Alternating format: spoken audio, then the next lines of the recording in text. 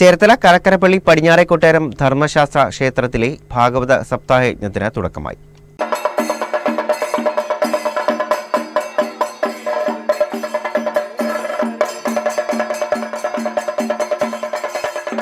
ഭക്തിനിർഭരമായ അന്തരീക്ഷത്തിൽ പടിഞ്ഞാറേക്കൊട്ടാരം ശ്രീധർമ്മശാസ്ത്ര ക്ഷേത്രത്തിലെ ഭാഗവത സപ്താഹയജ്ഞത്തിന് തിരിതെളിഞ്ഞു. ചലച്ചിത്ര സംവിധായകനും നിർമ്മാതാവുമായ വിനയനാണ് യജ്ഞവേദിയിൽ ഭദ്രദീപ പ്രകാശനം നിർവഹിച്ചത്. യജ്ഞത്തിന്റെ ഭാഗമായുള്ള വിഭവ സമർപ്പണ ചടങ്ങും ഭക്തിപൂർവ്വം നടന്നു. Cherthala taluk NSS union secretary S. Jayakrishnan, CMRL general manager NS Balakrishna Kartha എന്നിവരിൽ നിന്നും വിഭവങ്ങൾ സ്വീകരിച്ചു. വനിതാ സമാജങ്ങൾ, സ്വാശ്രയ സംഘങ്ങൾ എന്നിവരുടെ വകയായുള്ള വിഭവ സമർപ്പണം ദേവസ്വം പ്രസിഡന്റ് N. ഗോപാലകൃഷ്ണൻ നായർ ഏറ്റുവാങ്ങി. ഉദ്ഘാടന ചടങ്ങുകൾക്ക് ശേഷം യജ്ഞാചാര്യൻ തിരുവെങ്കിടപുരം ഹരികുമാർ ഭാഗവത മഹാത്മ്യ പ്രഭാഷണം നടത്തി.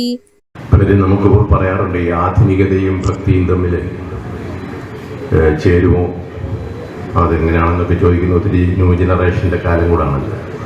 സത്യത്തിൽ ആധുനികതയും ഭക്തിയും തമ്മിൽ ഏറ്റവും കൂടുതൽ ചേർന്നതാണ്, ബന്ധപ്പെട്ടതാണ്.